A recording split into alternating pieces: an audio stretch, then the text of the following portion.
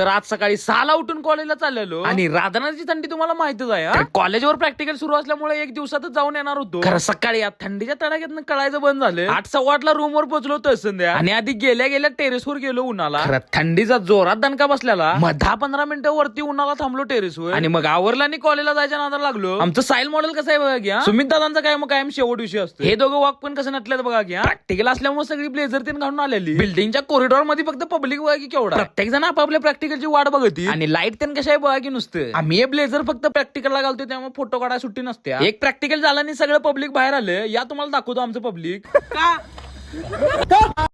कसं आहे मग तोडीच तोड हत्यारा. आणि कॉलेजमध्ये टाय बांधून येणार एकमेव विद्यार्थी. नंतर दुसरं पण प्रॅक्टिकल झालं.